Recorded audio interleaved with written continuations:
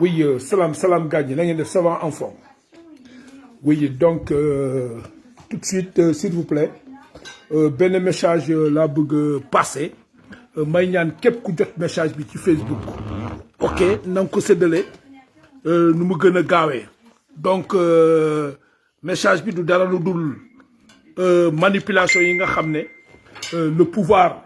nguuru Macky Sall commencé na ko. Donc, manipulation boobu moom la ñu bëgg a dénoncer. En attendant ci plateau bi nga xam ne moom la ñu war a def tey ci le plateau des patriotes africains du Sénégal mu nekkoon Dabakh Malick. Alors may ñaan képp ku dugg sama page nga gis photo yooyu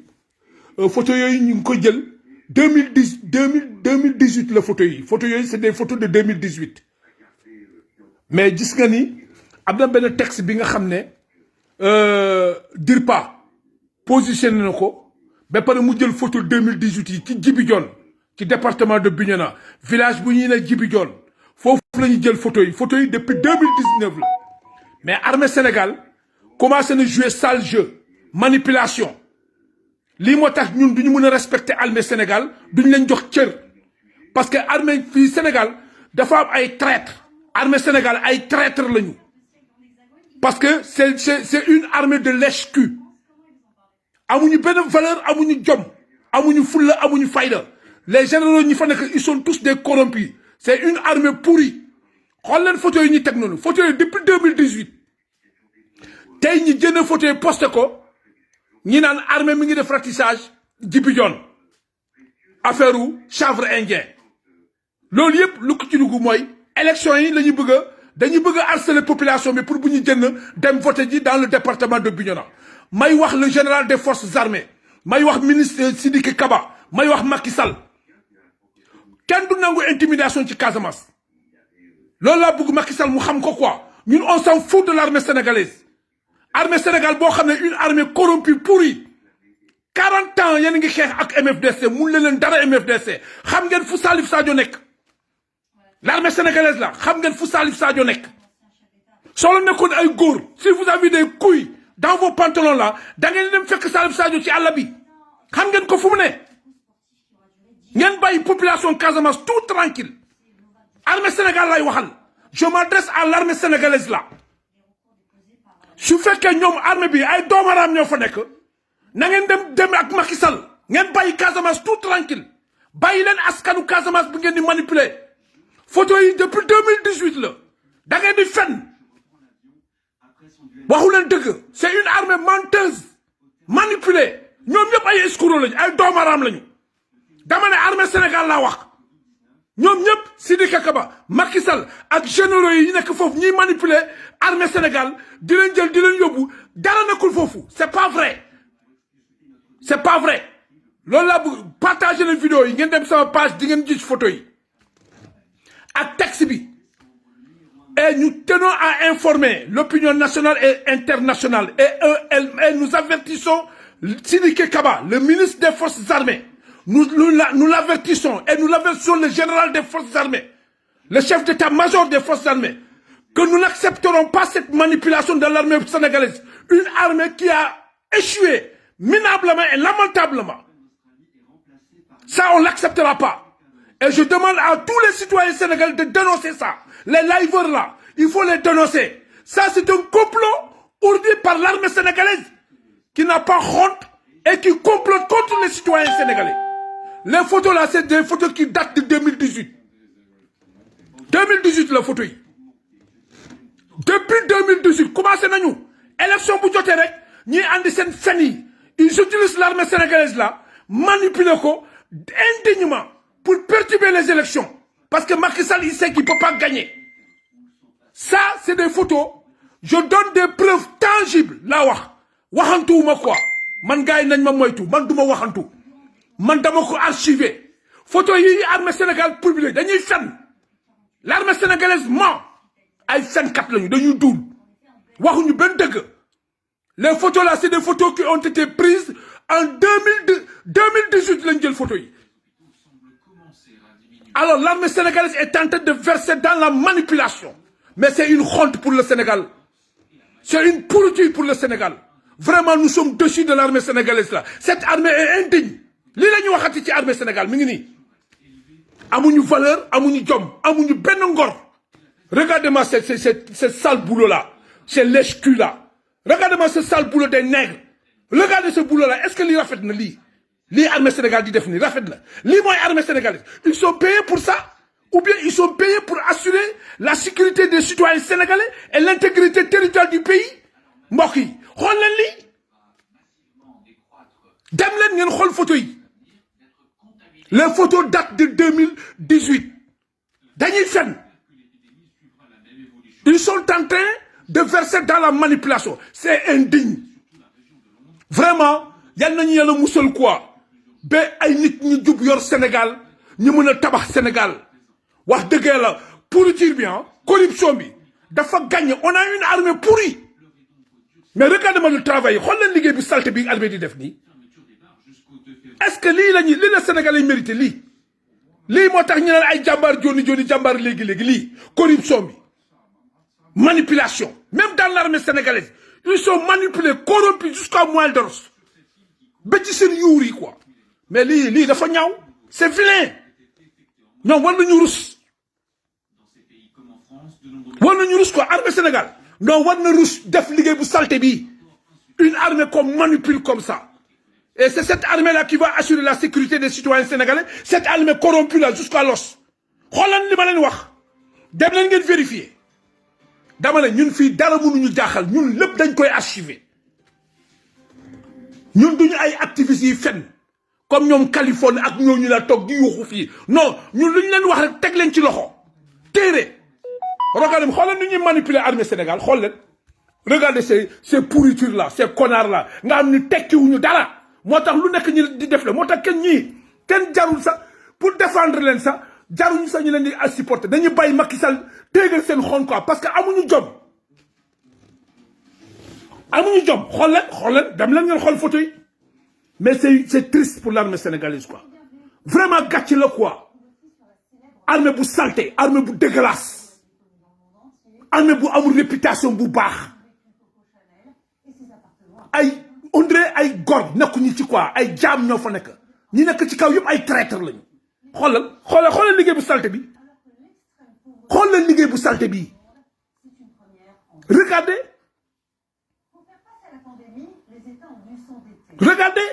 une armée qu'on manipule quoi ay naan way l'armée avant-hier l'armée a démantelé des champs de chanvre indien à Djibidione mais dañuy fet photo yi du 2018 la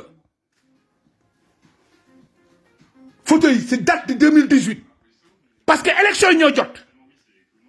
te Macky Sall xam na ni mënul gagner département Bignona mënu ko gagner léegi il utilise l'armée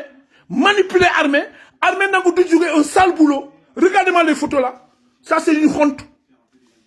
lii gàcce la quoi pour armée bi nga xam ne yéen sénégalais ñoo leen di fay réew bu demee ba armée bi war a défendre askan bi nekk une armée menteuse manipulateur un armée escroc réew mi yàqu na quoi pourriture la parce que il faut que ñi defaraat réew mi dafa feebar mais xool leen regardez les photos là mais c'est vilain non dafa ñaaw quoi franchement dafa ñaaw rafetul dara ba pare ngeen bëgg a xootal ñi gars yi dañuy jënd voté ji armée bu leen sonal seen bopp les populations sont déterminées par force nous allons changer ce pays là oui mënu leen ci dara par force nous allons changer ce pays mu neex généraux yi mu naxari généraux yi mu neex Macky Sall mu naxari Macky Sall mu neex Sidiki Kaba ministre des forces armées mu naxari ko dinañu changer Sénégal parce que seen baay yi moomuñu Sénégal yéen da ngeen am problème parce que vous faites face à des patriotes non dinañ ko changer Sénégal bi soo leen buggee ngeen andi ay missile gars yi dinañ jënd dem voter ji mun nañ tere kenn dem voter ji armée Sénégal waaw tas leen live bi partagez le live tas leen ko photo yi dama ko bëgg a texte bi photo yi laa positionné mais texte bi mënu ma ko décharger pour mu dugg sama page Facebook mais jox naa ko Abou Assane pour mu teg texte bi ak audio yi ngeen dëgg c'est vilain quoi armée Sénégal yan yeneen armée di am honneur di ñefe yan ngeen nekk ci affaire complot de bassesse yi quoi xoolal mi fi dégrâce yi salté yi armée di def c'est ça lii mooy armée Sénégal lii la faites une évaluation mi ngi ni lii mooy armée Sénégal ay photo yoo xam ne depuis 2018 man boo ñëwee sama ordinateur photo yëpp ñu ngi fi 2018 parce que bi ma ko gisee ba léegi maa ngi def ay recherche depuis démb ma tombé ci photo yi mais lii gàcce la c'est une défaite armée Sénégal lu ci yoonam ci ay élections armée Sénégal lu ci yoonam ci ay élections qu'est-ce que l'armée Sénégal a avoir dans les élections une armée pour intimider la population de la Casamance pour qu'ils ne sortent pas pour voter quoi. Ils ont commencé le processus d'intimidation très malhonnête. Commencé nañ ko di déclencher ay photos mais vous allez nous trouver ici xam nga lii laa doon wax ñoom Sky Scoff lii laa doon wax ñoom Fatmata Danso lii laa leen doon wax balaa ngay toog di xeexal Afrique sa kër ñu ngi koy taal Sky Scoff gars yi ñu ngi taal sa kër parce que tamit booy xeex dafay am yoon yow mënoo dëkk Casamance mu leen dëkk Casamance ñu toog di manipuler armée muy intimider Casamance say ngeen toog voilà woo naa leen ba sonn ci combat bi yéen a ngi toog fii waaw lii moo jar a xeex lii cette injustice là moo jar a xeex que toog fii Afrique oui c'est bon mun nañu xeexal Afrique mais sa kër ñu ngi koy taal Sky Scoff et puis yow fi nga dëkk la parce que département bi nga dëkk la Sky Scoff ak Fatmata Danso yéen ñëpp yàgg naa leen ko wax mais di ngeen xam ne tant que ñu ngi fii j'aurai raison si yéen man sama combat c'est objectif je mène deux combats li ma leen wax mi ngi nii tey yàlla jox na ma dëgg mi ngi nii dem leen ngeen xool photo yi ngeen def recherche photo yi depuis 2018 la Djibi Dione ci biir Sindian 2018 loolu yëpp c'est pour empêcher les populations faire peur intimider les populations ñi bañ a jënd pour dem voter ji quoi mais les populations vont sortir qu'il pleuve ou il neige qu'il pleuve du feu ou pas les populations de la Casamance là du département de Bignona nous allons tous voter ils vont sortir pour voter ça Macky Sall tu te fatigues avec l'armée corrompue là vous vous fatiguez danañu dem de et le peuple fera face à l'armée sénégalaise intimidé pour bombarder ay nit naan leen woy y a des rébellions vous mentez il y a pas de rebelles les rebelles vous savez où se trouve Salif Sadio si vous avez des couilles allez-y attaquer Salif Sadio il vous a tenu en déroute yéen ñëpp yéen attaqué ngeen ko biir Guinée-Bissau mu xeex ak waa Guinée-Bissau fël la xeexal armée bëtt seen filet yi jël na ñëw kenn mënul ko téye mi ngi foofu ak yéen Salif Sadio il est là-bas avec vous dem leen ci Salif Sadio ngeen bàyyi population bi tout tranquille allez-y là-bas si vous êtes des hommes allez-y trouver Salif Sadio là-bas et laissez la population tranquille vous ne pouvez pas empêcher la population d'aller voter voilà danañu voter ça c'est sûr hein nous allons voter tous ñëppay voter fii que mu neex leen mu naxar leen danañu voter te Macky Sall bu fi sàccee élection yi maire bu fi toog ñu téegal ndeyam fii voilà œil pour œil et dent pour dent la population du département de Bignona ils vont tous sortir pour aller voter danañu voter hein parce que seen photo yi dalee leen ko quoi fii ngeen ko jëlee y a rien à Djibi Dione arrêtez de faire chier les gens arrêtez l'armée sénégalaise là arrêtez de faire chier les gens je dis bien arrêtez trop c'est trop ça suffit si vous n'avez rien à foutre foutez le camp si vous n'avez rien à faire cassez-vous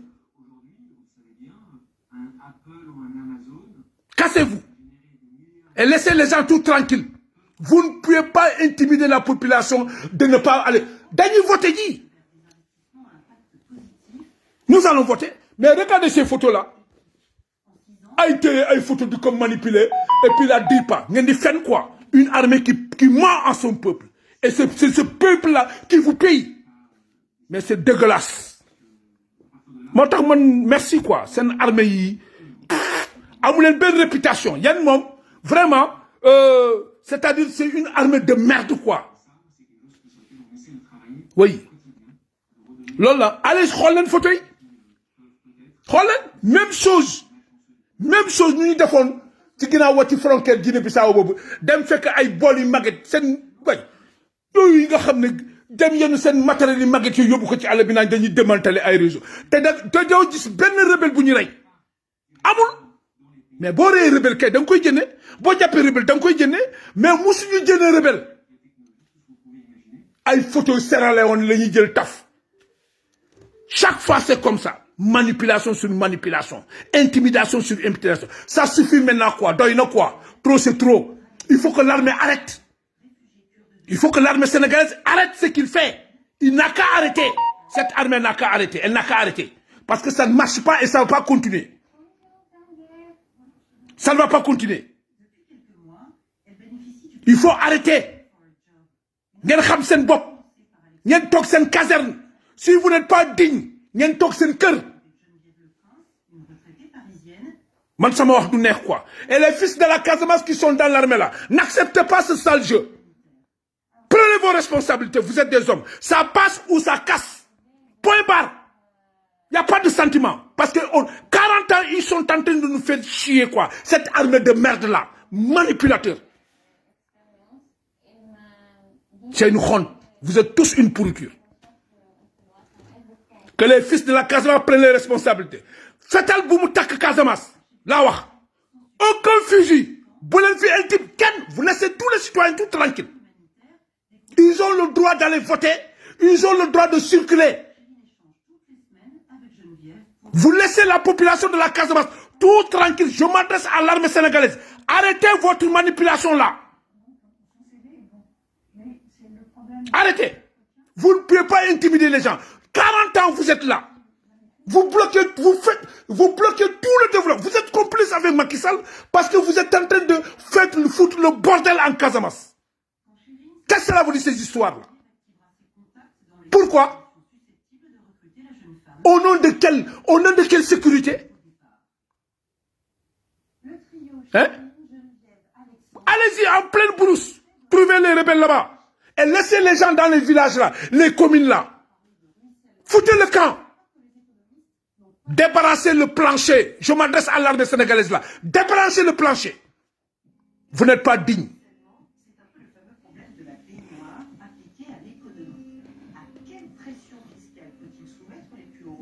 ay photo yoo xam ne depuis 2018 ñàkk a jom amu leen fulla amu leen fayda yéen loo leen dëggul rek li ñu leen wax rek yéen a ko def parce que amu leen jom amu leen fulla amu leen fayda waaw dañ leen di manipuler mel ni télé ku yore commande télécommande di ko manipuler tous corrompus ñëpp ci kaw ñëpp nëpp kenn baaxu ci kenn seen bakkan rek ngeen topp alal rek gëmu leen dara amu leen benn xiimaan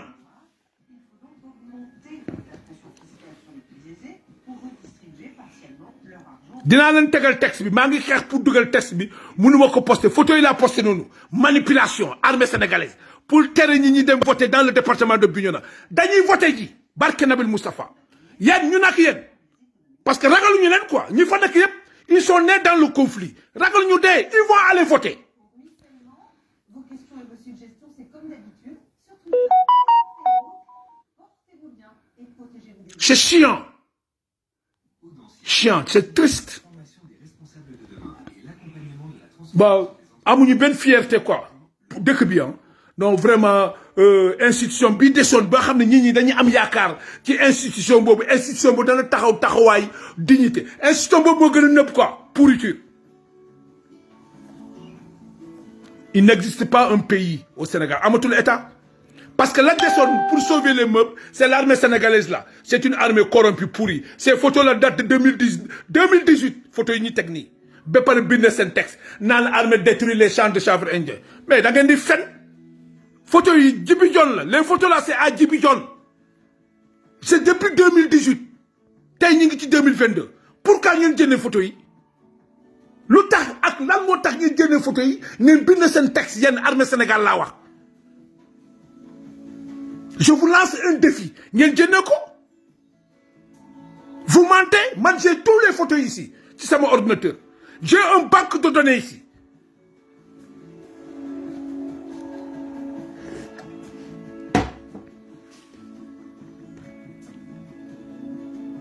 Lila doon wax sama mbokk yi ñi liveur yi nekk Casamance ci réseaux sociaux bi ma ne leen nous avons un combat dans un combat mais kenn dégluwuma kenn cortneb Fifan fuck you Fifan xool leen manipulation bi ñuy manipuler nii xool leen armée sénégalaise bi ñuy manipuler xool leen photo yi ñuy teg regardez les photos là.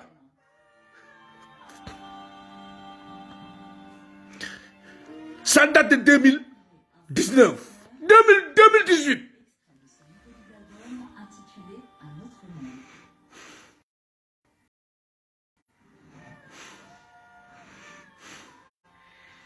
« 2018, photo yi. Et une armée qui se respecte. Des hommes, des pères de famille, des généraux qui se disent ils sont dignes de porter la tenue. Ñom ñoo wara de assurer sécurité Sénégal ëllëg. Ñom ñi bëgg Sénégalais am yaakaar ci ñom ñoo def liggéey bu salté bi.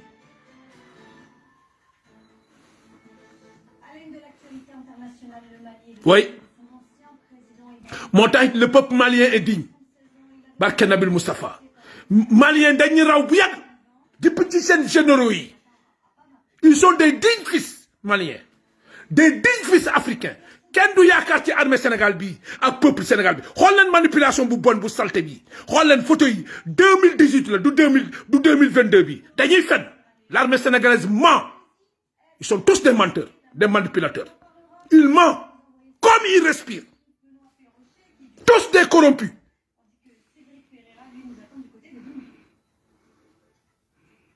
Vous ne pouvez pas détruire la Casamance, vous ne pouvez pas freiner le développement de la Casamance. Nous avons juré de développer la Casamance et nous allons le développer. Macky Sall ne peut rien. Tout cela qui m'a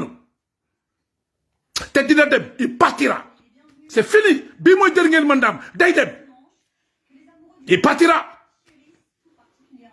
Oui. Il va vous emporter. Vous les généraux corrompus là. Vous allez vous débarrasser le plancher. Vous allez foutre le camp. Parce que dans l'armée, il y a des patriotes. Mais c'est le commandement, la tête qui est pourrie. Oui. Regardez ces photos-là. Ça date de 2018. À Djibidion, dans le Xinjiang. Mais j'ai les archives ici avec moi. Malgré que photo ici. Mon tax suma waxé les Skyskoff les Fatmata Danse. Yag na len wax ka la ñi def bloc ñi xex. Ñun dañuy xex, nous avons deux combats. Nous avons un combat contre la gouvernance de Macky Sall, mais nous avons un combat pour libérer la Casamance. Parce qu'elle est prise par ce régime pourri de Macky Sall, manipulé par l'armée sénégalaise qui joue un double jeu. Madame Len Khamboubar, j'ai servi, je sais. Fifan, fuck you. C'est une honte. Pourriture quoi. Aïe gore, ak sen khour. Yen gore lem, ak sen khour. Avec vos couilles là, on vous manipule quoi. On gosse de rien du tout là. Un accidenté de l'histoire politique. Un arrivé à la tête de ce pays là. Un ivrogne. Ken khamoul lumu don dara. Échoué minablement, lamentablement, vous manipulez justice, manipulez armée. L'idée sont des institutions pour sauver le reste. Le lieu pour tuer le légui quoi. Regardez les photos là. Mais c'est fini. C'est une défaite pour l'armée sénégalaise. C'est une honte. Gatch là. On dirait cette formation. C'est-à-dire qu'ils ont raté cette mission quoi. Ils ont échoué. Échec. Le capitaine Gay, s'il a claqué les portes là, Moudem, si le capitaine Gay a claqué les portes, il a raison. Mais lui, en venant sur le champ politique, il s'est trompé d'objectif, de programme. Il s'est trompé de programme. Parce que l'armée là est corrompue. L'armée, c'est une pourriture. Capitaine Gay, il a parfaitement raison. mais moom tam bu mu ñëwee ci langue politique bi il a fait le mauvais choix lui aussi il a échoué lui aussi il a échoué waaw échec complètement mais c'est une honte ce qui est en train de se passer là c'est une honte waaw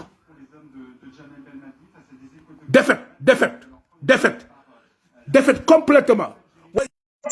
Là toi qui as fait la demande là ouais je t'ai ajouté là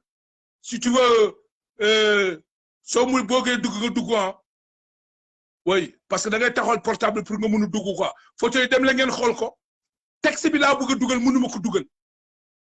waaw parce que via WhatsApp mënuma ko dugal ci Facebook bu fekkee am nañu commande ñoom nañ ko def quoi waaw parce que il faut que nit ñi yeewu du ñu nangu fii benn manipulation fii képp ku fi andi manipulation rek ñu dénoncer la quoi on va te dénoncer dañ lay dénoncer képp ku fi andi manipulation ñu dénoncer la quoi waaw loolu lay dëgg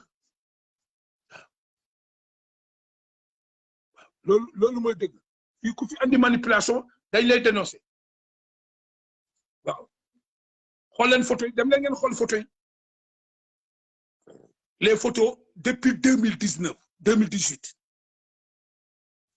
tey ñi jëndee photo yi posté ko xaw ma ba pare di def benn communiqué quoi oui léegi ñoom ñi ngi bëgg a déclencher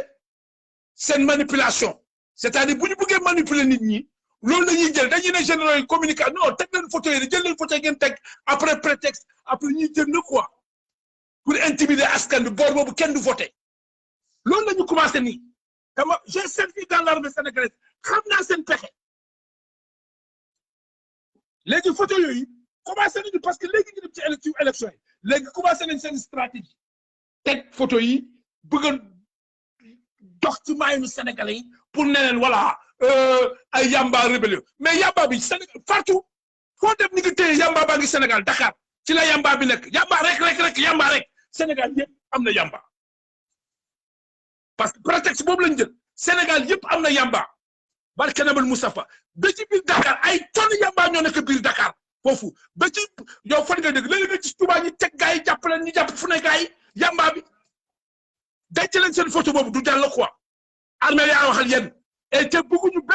benn bruit ci biir Casamance doy na quoi 40 ans de conflit yéen amu leen job amu leen fulla pour régler conflit bi 40 ans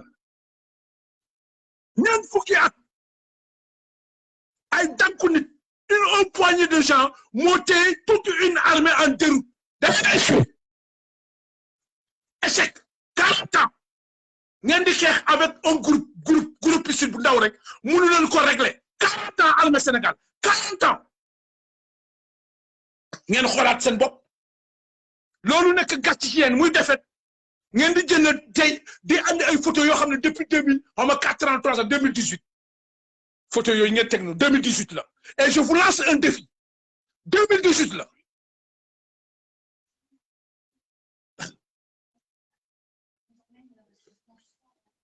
ces photos là c'est en 2018 boo leen amulee liggéey ngeen dem toog ngeen démissionné parce que sénégalais ñoo leen di fay armée Sénégal ñooy fay sénégalais yéen ñoo leen di fay añi leen dëkki jox leen di leen habillé vous êtes habillé nourri payé habillé nourri et logé par le citoyen sénégalais respectez leen sénégalais yi respectez leen sénégalais yi quoi bugguñu benn problème Casamance akar bi moo fa am Macky Sall su bëggee ay photo sénégalais yi na dem seet boppam et qu'il lâche la Casamance tout tranquille il n'a qu'à laisser la Casamance tout tranquille il n'y a pas de problème les gens circulent comme ils veulent et puis ces barrages là il faut les dégager quoi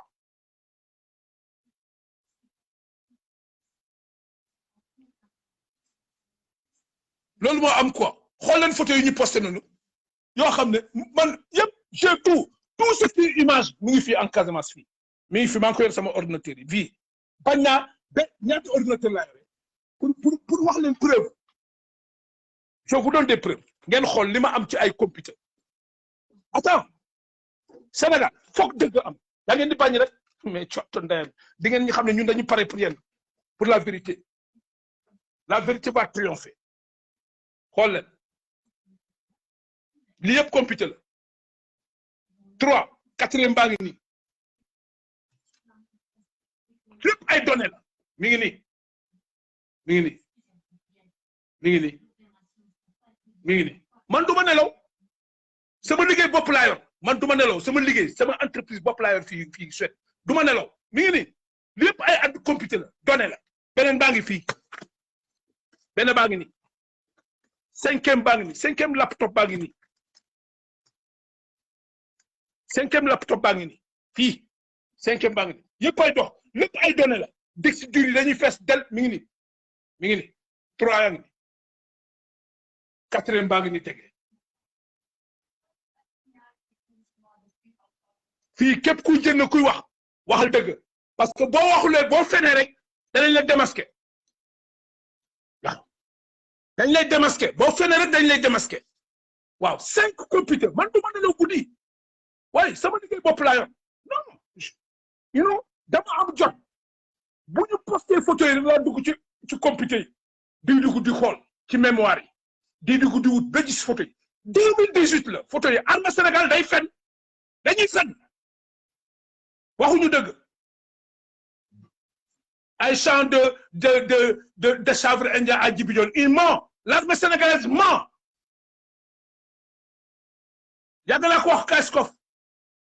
Fatma de Danso nee naa leen gars yi ñi ngi jaxase Casamance élection yi jot na rek ñu commencé jënd nañu déjà ay photo pour manipuler opinion bi pour mën a tere nit ñi bañ a dem voter ji Sénégal Casamance dañuy jënd voter ji Sénégal dinañ voter qu'il pleuve ou neige nous allons voter qu'il pleuve ou neige parce que Nabil Moustapha dinañ voter li yëpp computer la man du ma nelaw guddi sama liggéey bopp laa yor bi nii fii kuy def lu nekk rek na nga xam li ngay def lan la parce que dama lay poursuivre mi ngi ni benn computer ngi ni 2 3 xoolal 3e baa ngi ni 4 5 yëpp a ngi fonctionner dama am jot c'est un combat gis nga nee naa leen gis nga dossier Casamance bi wallahi ku ci waxul dëgg la da ngay fen dinaa la démasquer l'armée sénégalaise ment commencé nañ seen manipulation yi ni ñuy def nii bu ñu waxul rek dañuy jënd rek commencé naan ratissage attaquer gars yi intimider population bi pour ñu bañ a jënd dem voter ji parce que Macky Sall xam na ni dañ ko duma 2019 loolu la yëkkati nii commencé na ko nii waxoon nañ leen ko fii seen complot yëpp manipuler armée Sénégal pour naan ay côté Ziguinchor ak Guinée-Bissau yooyu yëpp seen deal la Macky Sall ci complot lay këy ci lay yendu ci lay fanaan ci lay gont ci lay yeewu institution yëpp yàq na ko Sénégal yëpp léegi institution bi des bi nga xam ne c'est-à-dire loolu mooy sauver raxasu honneuru Sénégal muy militaires yi manipuler nañ leen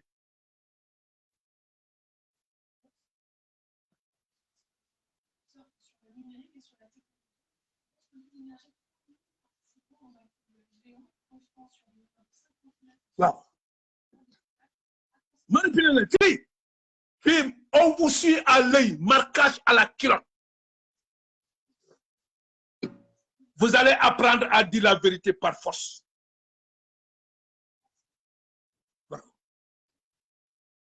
vous allez apprendre à dire la vérité par force amul gendarmerie amul police amul armée amul ministre fii ku fi fen yi jënd say fen yi tooy xepp tegal la ko ça c'est de la manipulation ay photos yi delloo leen seen photo bi ak seen texte bi l'armée sénégalaise là retournez vos photos là et vos textes bidons là vos textes obsolètes tout ça c'est APR et j'attire l'attention de Mamina Camara qui est le président départemental de Bignona de APR et Yankouba toi qui es candidat de coalition Yewwi Askan Wi dans le département de Bignona vous avez la responsabilité pour laisser les populations tranquilles ils n'ont qu'à les voter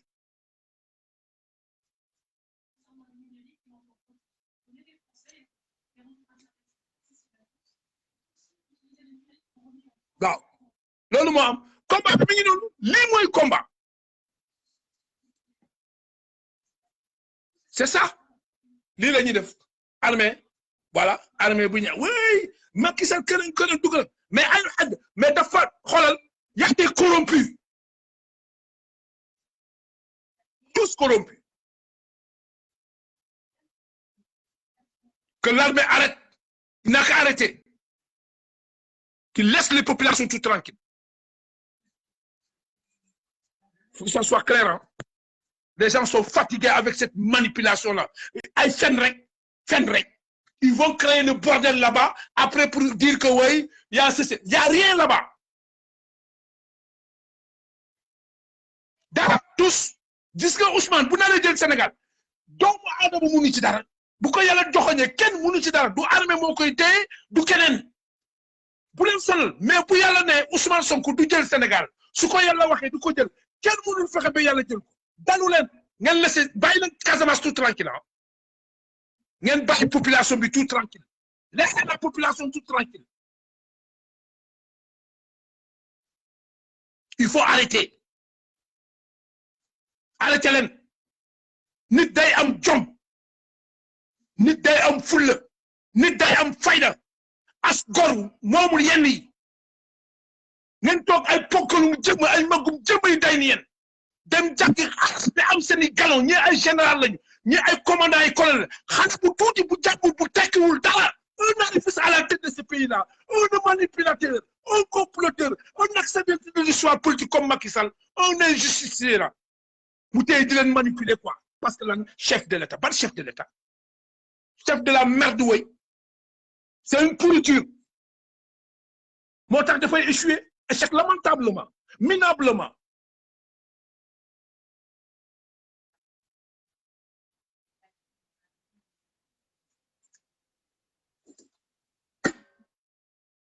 Vous croyez qu'on va accepter que l'armée prenne les Casamançais pour des objets,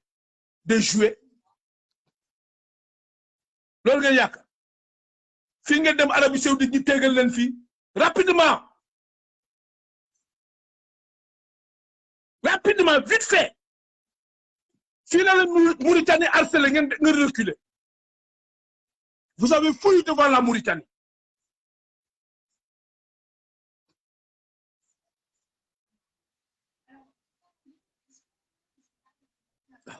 Vous avez fouillé. Vous laissez les gens tout tranquilles. À chaque approche des élections, on vous manipule, il y a des soit ratissage parce qu'il y a de Yamba. Là, moi, Yamba, Sénégal. Yamba. Mais Yamba, c'est de l'herbe naturelle. Mais cocaïne, héroïne, du port Sénégal. Cocaïne, héroïne, du port Sénégal. Marine nationale, là, géej gi lay jaar yéen xalaa aw xaw gis leen drogue bu métti bi dugg Sénégal yéen lay waxal armée Sénégal yéen gis leen drogue bi cocaïne bi héroïne bi hashish bi dugg biir Sénégal gis leen ko le Sénégal est devenu une plaque tournante de la drogue dure le Sénégal est fiché yéen armée Sénégal xanaa amu leen jëriñ yéen gis leen loolu yamba mais yamba du drogue yamba ce n'est rien yamba du dara du tous Yamba ñax la su bonoon yàlla du ko pousse bu jóg Yamba su bonoon yàlla du ko pousse bu jóg Yamba du dara c'est de l'herbe ñax la ñax cocaïne héroïne hashish moo gën a garaaw yooyu te yooyu ñu ngi dugg Sénégal le Sénégal est devenu une plaque tournante de la drogue dure loolu ngeen war a dem liggéeyante yéen armée Sénégal c'est ça mais vous faites chier les gens là. Well, Yamba, fuck off, rather against. Figure puta, bakuma merda. Fan, fuck you. Et là, il y a une bonne dignité légui quoi. Bo dégué armée bu amul ñak jom, wessu li. Ñi leen di manipuler comme ça quoi. Yeen nous manipuler terre à terre. Ça c'est de l'enfantillage ça. C'est chiant.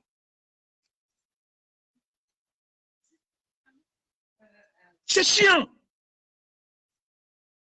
Parce que quelqu'un doit le respecter. Non. Quelqu'un qui est digne, qui a une dignité, doit le respecter. Barke Nabil Mustafa. Quelqu'un doit le jox sen cër. Parce que da ngeen taxawul taxawaay bi jar ñu jox leen cër. armée ba ñu xamoon Sénégal ak armée bi du benn.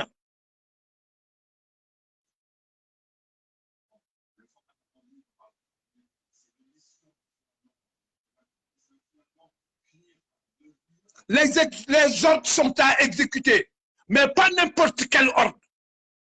Attention, ne confondez pas vitesse et précipitation. Les ordres sont à exécuter, mais pas n'importe quel ordre. Brian, Richard, non, non, non, non. Non, des ordres pour aller tirer sur la population, des ordres pour aller annexer la population, des ordres pour aller massacrer la population, que toi tu es censé assurer la sécurité de ces populations en assurant l'intégrité territoriale du Sénégal contre l'agresseur qui vient de l'extérieur. Ce n'est pas un ordre. Il faut arrêter. On a servi, on sait ce que c'est l'ordre. Moi, on me donne ces ordres, je ne les exécute pas. Et je l'ai une fois dit dans l'armée. Je ne le fais pas. En prison, je ne le fais pas parce que ce n'est pas militaire. Et ce n'est pas respectueux. Et c'est ce peuple-là qui vous paye, qui vous habille, qui vous nourrit, qui vous loge, qui vous paye vos retraites.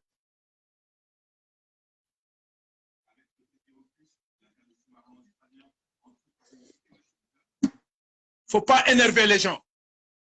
C'est fini. Pour ñu toog di tëj suñu jëmeñ di leen bàyyi ngeen di toroxal askan bi di def lu leen neex jeex na Sénégal seen photo boobu ngeen delloo ko ak seen taxi bi armée la moo xam bu kenn benn fetal takk Casamance fenn vous laissez la Casamance tout tranquille les gens marchent matin nuit soir nit ñi ñu ngi tukki comme nu mu leen neexee amul benn problème bu leen fi créé benn problème laa wax parce que ay élection Macky Sall pistonné na pour ngeen créer élection boobu ngeen bëgg a def ni moo tax ngeen génne photo yi du 2022 bi photo yi depuis 2018 maa ngi photo yi fii j'ai pris mon temps ma def ay recherche te ma jël sama temps ma def ay recherche waaw photo yi du fi da ngeen bëgg a xeex yambaare dem leen daanaka Sandouru yi doon kay doon jooge dem leen foofu yéen xam ngeen boo fa demee doo leen ñibbisi il yooyu foofu mooy forte production ganja bi ci il yooyu la nekk Sandouru yi doon kay doon jooge dans le Caron foofu mooy industrie dëgg mais foofu ku fa dugg doo jënd homme de tenue bu traversé doo jéggi même doomu foofu boo solee tenue boo demee ci xili doo dugg doo ñibbisi dem leen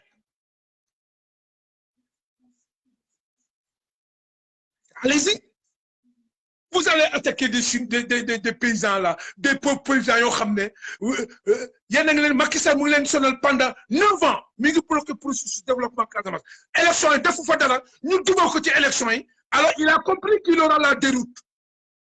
léegi il faut manipuler l'armée sénégalaise quoi dem jëli ce con là ce juif là de Sidiki Kaba ay ordre là pour manipuler essayer de manipuler pour faire peur à la population kenn du ragal dañuy jënd voté dañuy romb militaire yi ñu dem voté God damn you fan fuck you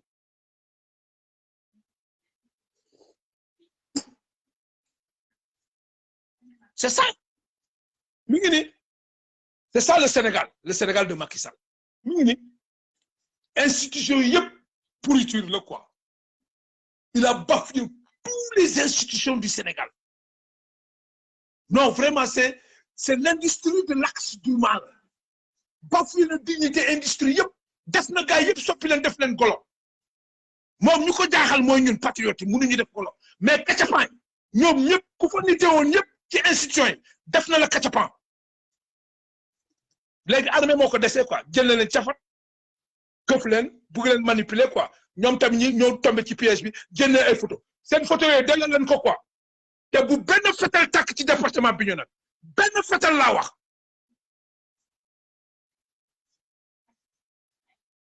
benn fetal bu mu fa tàkk vous laissez les gens tout tranquilles vaquer à leurs besoins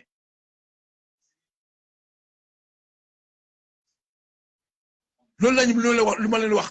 yéen bu leen dof xam ngeen fu ñoom Sall il est dans la bourse ngeen fekk ko fa Vous vous laissez la brousse là pour venir trouver les populations dans les communes là pour les emmerder là. Ay affaire de yamba. Là, moi, yamba. Yamba, moi, là. Mais yamba, ñax la, ñax buy sax ni rek, ñax. C'est de l'herbe buy sax. Comme yeneen ñax yi. Yàlla moo ko pousse mu jóg. Yéen li ngeen war a xeexee mooy drogue bi dugg ci géej gi. Sénégal dafa nekk plaque tournante de la drogue dure. Mafia la léegi Sénégal.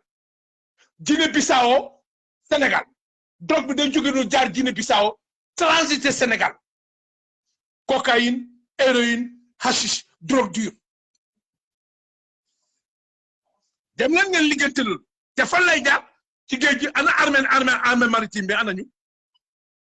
ana armée Sénégal yéen bateau yi ñu leen jox noonu yëpp pour contrôler océan bi yéen mënu leen téye mënu leen tere drogue dugg Sénégal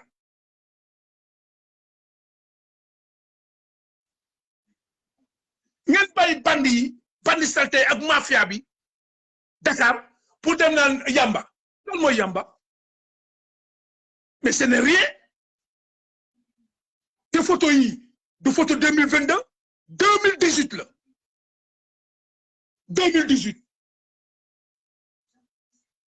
Les photos là, photos 2018 là, de 2022. Da ngeen di fen. Armée Sénégal lay wax, da ngeen di fen. C'est une communiqué, da ngeen di fen. Vous mentez. Voilà, et je vous lance un défi. Pour ngeen contredire ma, la dire pas la wax. Dire pas, day fen. Photos 2018 là. Et je lance le défi à la section de communication de l'armée sénégalaise là. Dis pas, je le lance un défi. Photo 2018 là, du 2022, ils mentent. Ñom ñep ay katch lañu fait. Kenn waxu ci deug. Voilà. Pour muy leer. Et puis may wax Skyscope. Il faut ngeen live ci li. Li mo jara live Skyscope. Li. Fatma Danso, li mo jara wax li. Liggéey bu salté bi mi ngi ni. Te fan la xewé ci seen région Casamance fan la xewé seen région Ziguinchor fan la xewé seen département fi ngeen dëkk foofu lañ nekk di def liggéey bu salté bi les Fatoumatta Danso Skyscope mi ngi nii dossier ngi nii li ngeen war a défendre ko mi ngi nii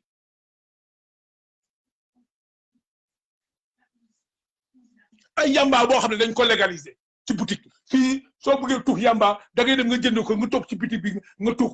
yamba dañ ko légaliser du dara Hollande, da ngay dem jënd sa joint comme cigarette. Ce n'est rien. Et puis yamba médicament. Parce que ku am asthme, borom asthme pour tuxee yamba. Nga boole ko ak xobu, nga laxas ko ak xobu banana nga tux ko. Do feebar bi da asthme daf lay faj, day faj asthme. Day faj asthme. Wala yéen xamu leen ko. Mais garab la. Ku am asma boo amee asma tuxal yamba ak xobu banana bu wow nga tooyal ko problème ba mu xaw ki nga laxas ko moom du ko tux nga xool da ngay wér asma bi day dem asthmatique la bala ñu leen di rey ci ay comprimé opi tubaab yi bon yi damal jël gàncax nga tux ko nga xool cocc ngay def asma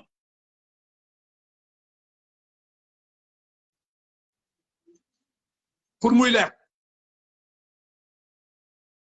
ñoom ñi jéem a créer nit ñi mais ay dose morphine ak yooyu fan la jógee morphine piqûre yooyu ngay gis noonu morphine pour ay mais ci bon ci gàncax lay jógee wala ñoom Sénégal dañu foog ne ñi xamuñu li xew bateau tubaab yi jógee Europe américain bateau yu jóg di costé au large ay saluk ñëw ba ci xiil yi chargé dañ koy chargé ba mu fees ci bateau yu ndaw yi chargé ko ba mu fees mu dem au profondeur ñu débarqué ko ci bateau yu mag yi gars yi yóbbu ko produit pharmaceutique la mi ngi am Sénégal wala da nga foog ñi xam ñu la xew dem leen ci ili moom rek la ñuy béy ay hiloon salulu joge kaylo moom rek la ñuy béy trafic bi intense te ñan ñoo koy def tubaab yi la européens yi la américains yi ñooñu ñëw ba foofu ak seen bateau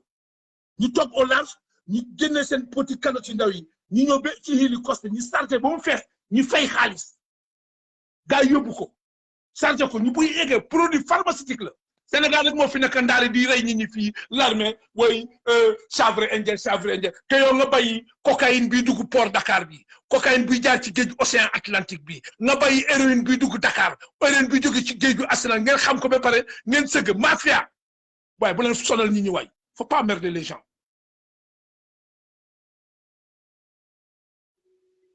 Il ne peut pas contre armée Sénégal ils n'ont qu'à démissionner c'est tout loolu parce que ñoom riba la ñuy rek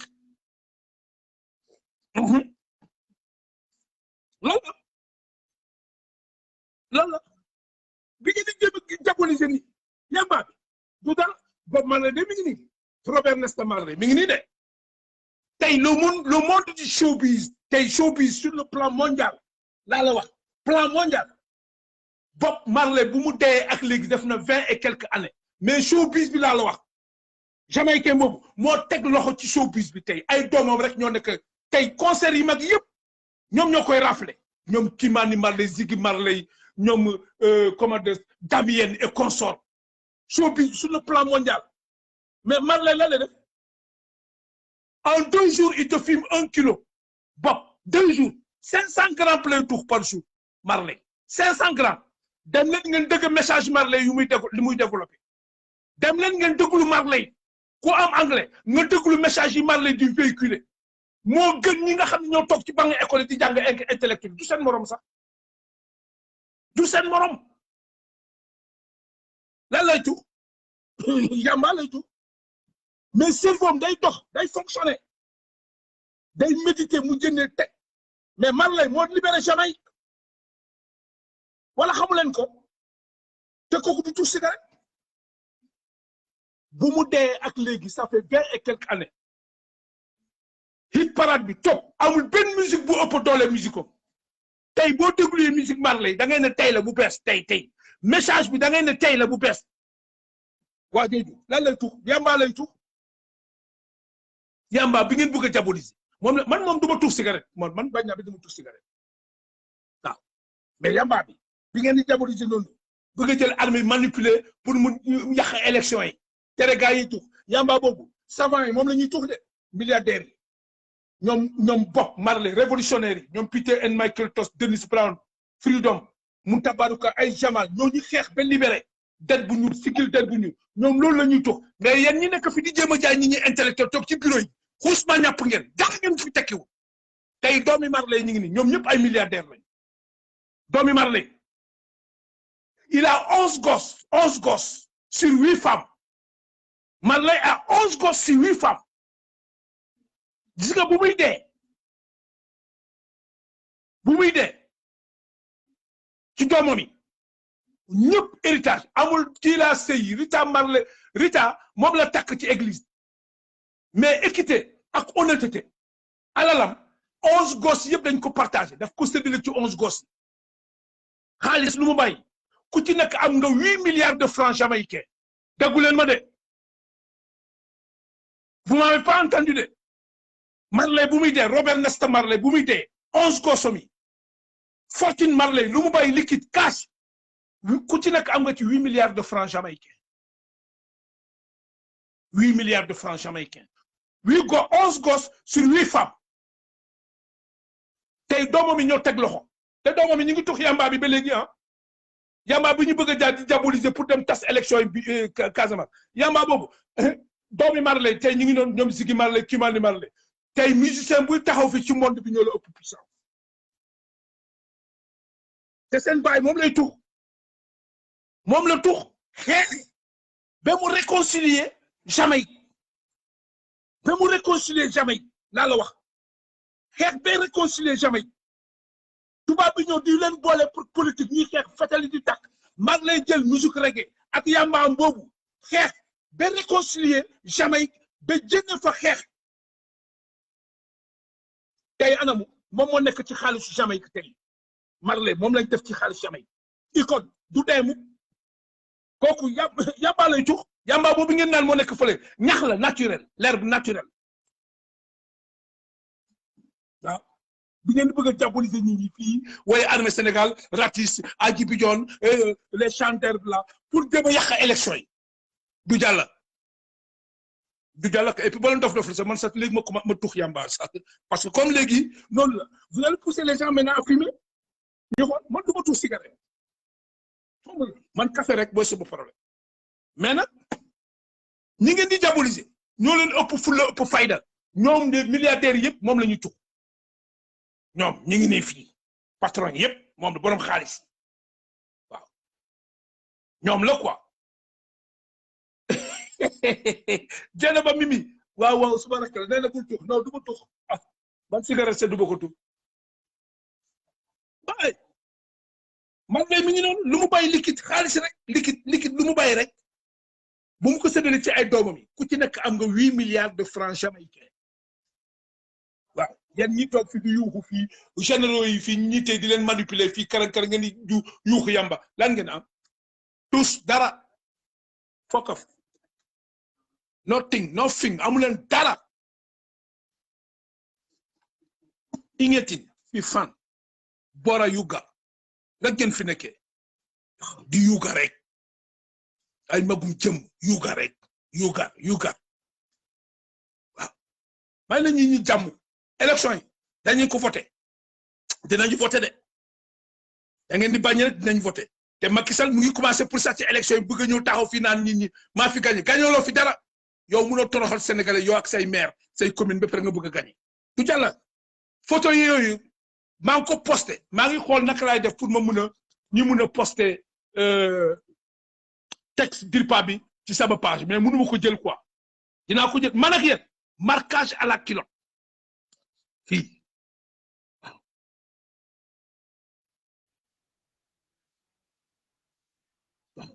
loolu la quoi fii moom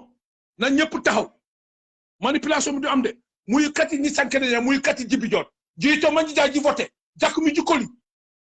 voilà si voté sam ku prenya ka gaajo fu gaajo kep parce que nam kuma man te élection ngay reading ji jakk mi jikoli ji taw man ji voté voilà dem leen ngeen voté voilà alta voté ñi photo be jankat di ñal ye solma yale ku ndi nan ko teke bale mo be voté lal de jang ñu nak yeen dañ ñu voté dañ ne c'est fini intimidation jeex na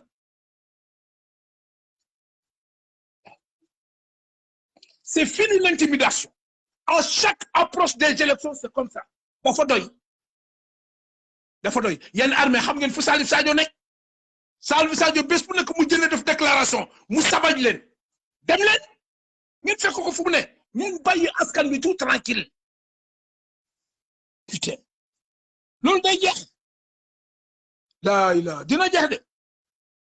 lu metti yàggul dina jeex yeen armée vous allez tous rentrer dans les casernes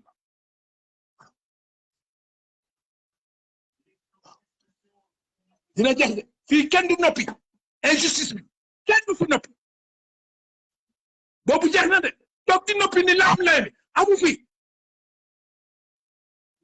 te Macky Sall bés bu dof lay fii ba mu ne fi 3e mandat dañuy ko déloger ci palais bi lu mu wax Ablaye moom lañ koy def ñun ñëpp dañuy ñibbi tout le monde nous allons débarquer et puis na def attention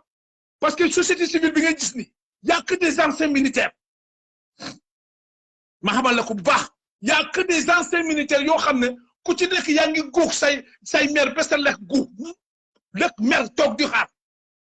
fii bu ne vim non bu ne vim nga xam ne armée dina weddi boppam parce que ay anciens militaires rek ñoo fi nekk très bien formés militairement waaw militairement loolu moom nag naa ko sóor topp leen Macky Sall fii rek ngeen xool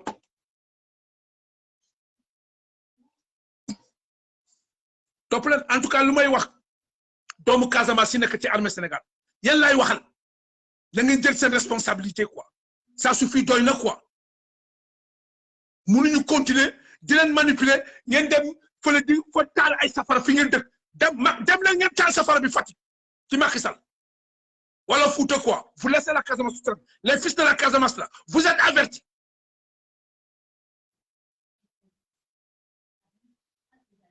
avertis quoi fini ces conneries là il faut arrêter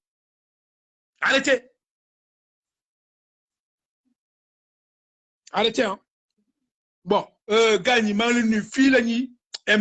après, on se donne rendez-vous sur le plateau des patriotes africains du Sénégal. Avec Khalifa sur le plateau. Tay dinañ ko débattre ci plateau bi. Nous allons parler ça sur le plateau. Nous allons le dénoncer.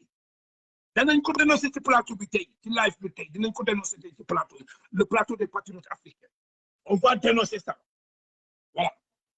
Ce complot-là, manipulatrice de l'armée sénégalaise là. Du Diallo. C'est une photo de quoi. Les photos là, ça date de 2018. Ngeen denc ko bu leen sonal nit ñi. Ñun yéen gën leen muus nit ñi. Nous on est intelligent fii. Ñu ngi leen di xaar. Waaw.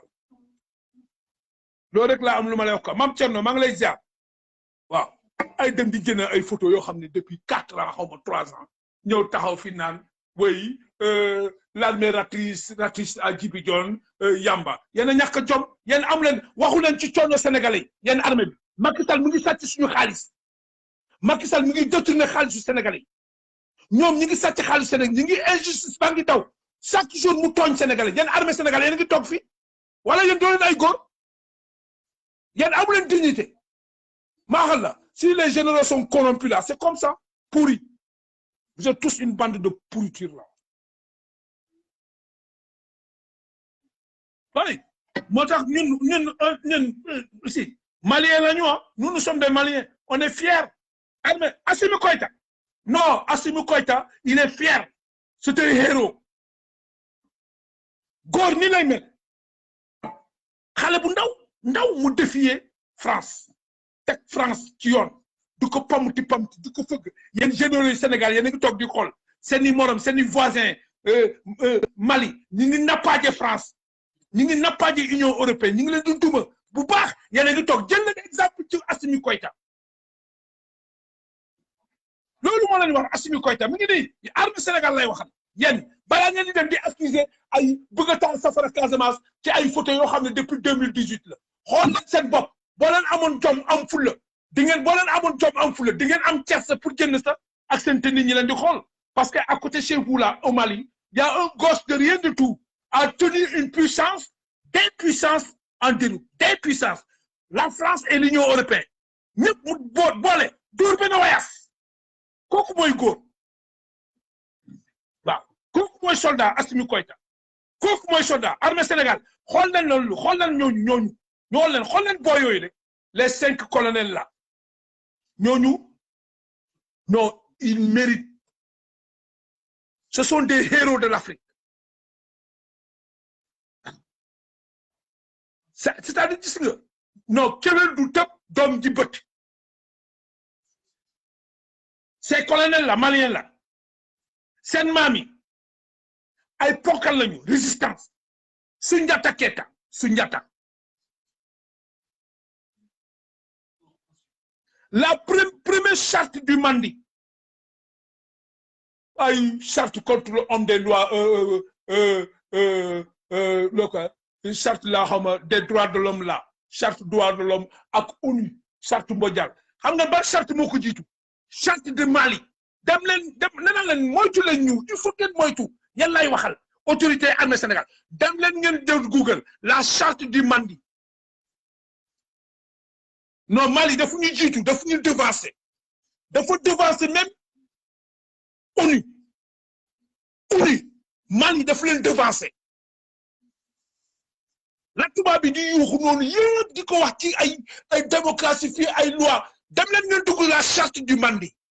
ngeen xool sénégalais yi dañuy toll fi nga xam ne kenn warul toog internet ak fii loo soxla da nga koy xam dem leen ngeen xool fukki accord ak benn yi nga xam ne moom la France xaatim ci diggante dëkk yu mu colonisé ngeen jàng fukki accord ak benn yi ngeen xool li ma leen wax du deñ suñu généraux yëpp ay golo lañ leen def suñu armée bi France daf leen tey def leen ay golo ñoom ñëpp ay gadget lañ ay gadget dem leen ci 11 accords yi dem leen ngeen tapp ci Google les 11 accords secrets entre la France et les pays colonisés ngeen xool am na ci accord bi nga xam ne France nee na yéen Afrique seen yow Sénégal say militaire man maa leen di former France say généraux maa leen di former France man rek maa am droit pour jaay la fetal man rek maa am droit pour intervenir te yow généraux bi da ngay toog France Sénégal foofu man su ma bëggee def coup d'état yow laay manipuler pistonné nga def coup d'état dem leen ci 11 accords yi ngeen jàng ko dig boo leen ko gisulee rek di ngeen ma ngeen tuddee ma xaj waaw dama ne dem leen ñun dañuy yee Sénégal dem leen ngeen xool ci fukki accords yooyu ak benn am na ci benn accord boo xam ne ça s'adresse à la défense et l'armée sénégalaise mais ci fukki accord ak benn amul benn boo xam ne baax na pour Sénégal wala les pays colonisés mais Mali loolu moo tax Mali fippu ah oui Assimi Goïta chapeau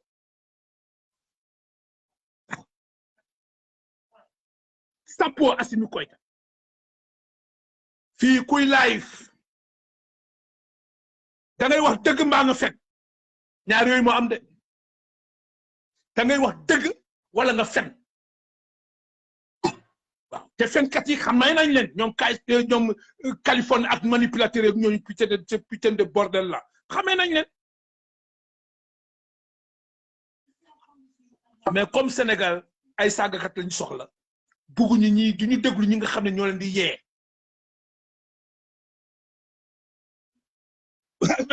mais les généraux sont formés à Saint-Cyr mon frère dem leen ngeen xool 11 accords yi am ngeen ordinateur seen portable doon leen 11 accords secret ngeen xool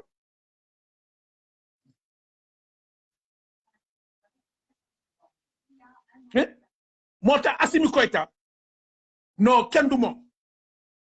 dafa commencé bërët mu dagg transaction commerciale entre monde bi ak Mali moom la dagg parce que bu njëkk ba képp ku bëgg a jënd bagage matériel wala production benn production ci pays les pays colonisés la da ngay dem verser xaalis bi ci trésor France foofu ngay dem verser sa xaalis américain bi bu bëggee jënd bagage Sénégal wala Mali day dem trésor France mu verser fa xaalis bi dollar bi France jël lu muy jël ba pare France fay ñu ci CFA bu bon bii Assimi Goïta loolu la dagg foofu la njëkk a dóor Macron mu ne leen léegi Mali képp ku bëgg a jënd fi coton wala deneen Mali fii ngay américain ngay nga bokk Union européenne nga nekk anglais nga yore canadien nga am dollar américain dollar canadien wala euro wala kërën-kërën soo bëggee jënd fii Mali fii transaction ak Mali privé wala public da ngay ñëw ba Mali ci trésor Mali foofu ngay déposer xaalis bi dootoo ko c'est fini léegi kenn du déposer ci trésor xaalis trésor France muy daal France o France di jël xaalis déedéet da ngay ñëw nga déposer ko ci trésor Mali mais ba pare doo ko déposer CFA devise maanaam américain bi bu bëggee jënd dara Mali dollar américain bi lay andi mu déposer ko ci trésor Mali canadien bi su bëggee jënd dara Mali dollar canadien bi lay andi mu déposer ko ci trésor Mali Union européenne France bu ñu bëggee jënd dara Mali euro bi la ñuy andi déposer ko ci trésor Mali anglais bu ñu bëggee jënd pound bi la ñuy andi pound dem déposer ko ci trésor Mali ba pare ñu jënd lu ñuy leen dem amatul jaar trésor France du ko déposer foofu France jël lu muy jël ba pare dina fay CFA c'est fini jeex na te Mali mi ngi ci tànku jëndee monnaie boppam xaalis boppam Macron moom xam na tax mu yow Assimi daf ko dóor fat foofu la fat dóor fin gars yi tiit waaw le temps que gars yi di yuuxu di riposter mu jëlee décret mu annulé léegi relation militaire entre Mali ak France dagg na ko amatul y a plus de relation coopération militaire entre Mali ak kii Mali ak France non Assimi Goïta di ne décret bi c'est fini dagg na ko français yi 72 heures pour ñu jënd Mali actuellement ci loolu lañu toll fu mu ne nii kuy doon man kuy saaga ku am fulla nii lay mel waaw jom moo tax armée Sénégal war ngeen roy ci booy boobu de balaa ngeen dem bëgg a perturber population Casamance bële Macky Sall defu fa dara joxu leen liggéey investirul defu dara élection yi jot ngeen bëgg ñoo andi fi ay photo 2018 là pour ñoo ne ñu ay kërën ratissage armée kërën kambu kërën taal waaye bu leen fonto ñi ñu waay gañ pas emmerder les gens pas emmerder les gens fii amu fi y a rien ñun dinañ voter te ñëpp dinañ voter ok gañ donc ñu dajee ci le plateau des patriotes africains du Sénégal 21h30 ok 19h30 heure Sénégal voilà ñu dajee foofu ci plateau bi dinañ ko waxaat dinañ ko dénoncer te liveur yi nañ ko dénoncer ok d'accord donc maa ngi leen sant di leen gërëm di leen jox seen wàccuwaay di leen ñaanal jàmm quoi voilà mu nekkoon Dabakh Malick merci